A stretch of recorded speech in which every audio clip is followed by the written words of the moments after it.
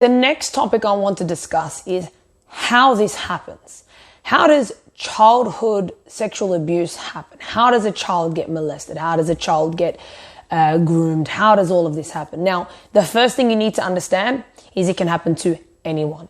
So please do not say, I would never let this happen to my child. It would never happen to my kids. It's impossible to happen. You're wrong. You're absolutely wrong. Okay. And this is one thing that pisses us victims off the most is when you say it could never happen to anyone. Mate, it can happen to fucking anyone. And if you understand how and what it is, maybe this will give you a little bit more insight. I think it's a little bit of being naive and a little bit of lack of information. So my idea here is to give you more information.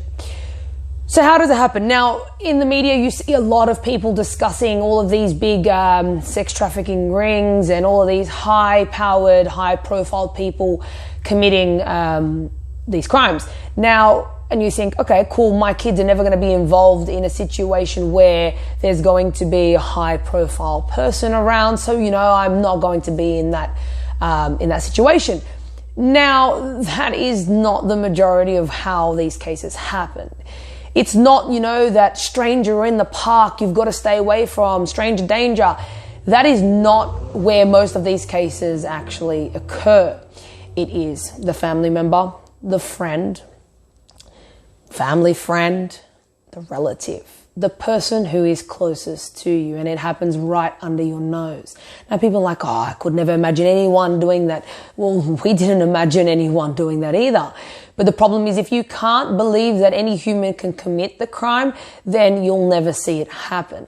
Now you have to understand that anyone, male, female, older, younger, has the power to do this. Now it's a choice whether they do it or not.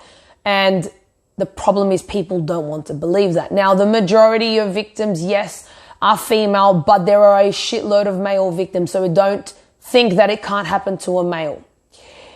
The majority of predators are male, but don't think that a female cannot be a predator. Yes, the stats show those numbers, but that does show that there are female predators and that there are male victims. So please don't discredit a male for being in a situation as such. And don't think that a woman couldn't do it either. Now, once you understand that, we can go through how this actually happens. All right, so you have a family member. And you could be sitting at a dinner table, everyone around, and you could have been placed as a child next to the so-called predator. And that predator under the table starts filling you up. Now, how does anyone see that? Kid freezes. That's a natural response to protect you. It's literally go into shock. And everything goes as normal. You continue eating your dinner. You continue conversing with everyone, etc. But the predator's already attacked right in front of a whole family. How do you know? You're going to sit there with the camera under the table. You're going to be spying on this person. Do you even know who the person could be? All right, another scenario. You're kicking a football around. This was a scenario of mine. Kicking a footy around. I was a really active kid. All the kids are playing. You tackle to the ground. The hand slides right up the shirt, grabs you while you're rumbled on the floor. You keep it playing as everything is normal, and you get groped again and again, and then they get up and multiple times that day in the same scenario. Okay, cool. That wasn't a one-off. Now people are like, okay, cool, we can stop that. That's a one. Mate, if this is happening over years and years, this is fucking horrendous to a child. So please understand that. Now, another case. Okay, cool. You're going for a drive. You get picked up by your aunt or your uncle. For me, it was my uncle to go pick up some movies from back in the day. Video Easy, good old Video Easy. And then, all right, the two of you are in the car, and that's a great opportunity for him to take advantage of you. So hand slides down the pants, grabs the leg, starts groping, starts feeling, starts touching, starts doing all great things. You get to the store, you act as everything is normal, you get back in the car, it happens again, you end up heading home, and then you play the video and you watch a movie and everything goes back to normal because you avoid everything that just happened, because that is how you've been manipulated. All right, everyone's in the same room as you, you're all playing video games. Cool, another example. And then, all right, everyone, slowly someone walks out, then another person walks out. Now the kids are just there Okay, now all the kids are there playing with this one auntie or uncle for me. And again, it happens.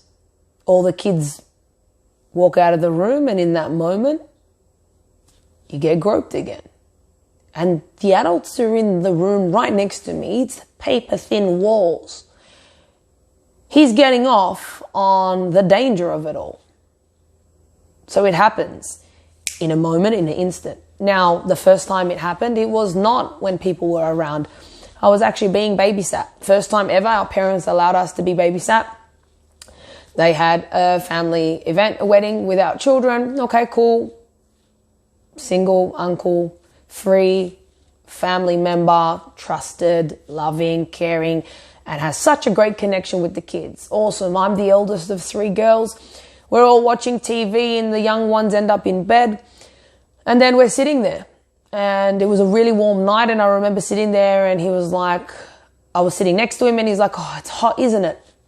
Like, yeah. He said, oh, how about we take off your pajamas? Okay. So I stand there and have my pajamas taken off me. And then it leads to, oh, I'm hot too. Okay. So him exposing himself. Then, oh, hey, touch this. Oh, hey, spread your legs. Oh, hey, how does that feel? And you freeze. And all you remember is seeing TV screen, lights, and you analyze the room and you block everything out. You block it out that well that as soon as he's done, you close back on, and all I remember at that moment was saying, okay, I'm tired, I'm going to bed, and jumping into bed and going to sleep. Next morning, I don't remember a bloody thing. It can happen in an instant. It can happen in private scenarios. It can happen in group scenarios.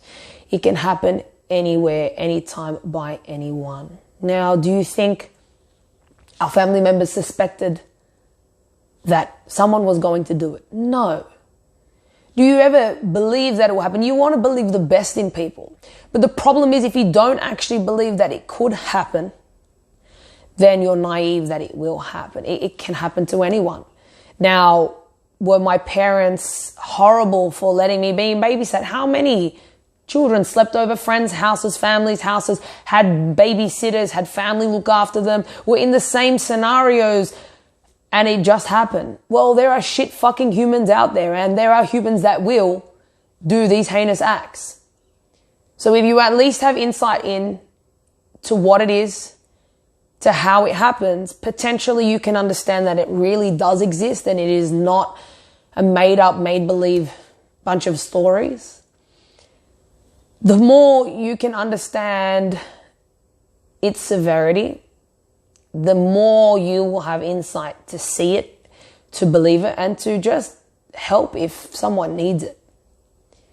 Now, in our first video, I explained don't use certain terms because those terms dilute it for us, and those terms being a molested, in a joking sense, pedophile, etc., etc. The second video, I explained what it is.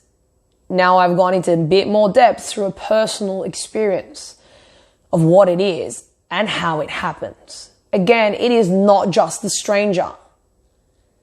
The stranger that's at the park that rips your child away and does such a heinous crime, and then your child's back in a scenario. Now, don't get me wrong, just as severe. But the ones that you don't see and hear often about are the ones that are happening every single day right under your nose.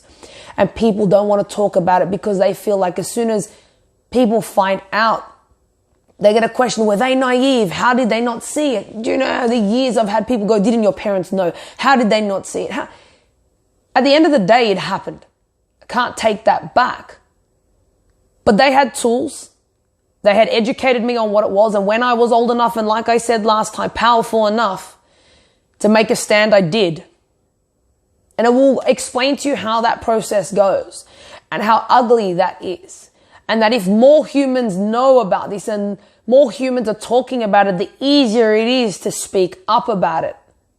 I spoke up about it over 13, 14 years ago, whatever it is now, in a time where people didn't even use the words.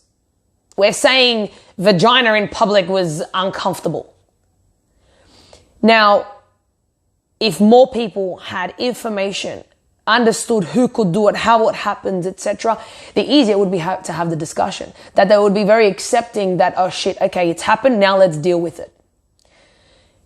Now, the next big piece to this is, as the community around, having the information, knowing it can happen, and then dealing with it, the big thing you need to understand is not to believe that my life is now destroyed.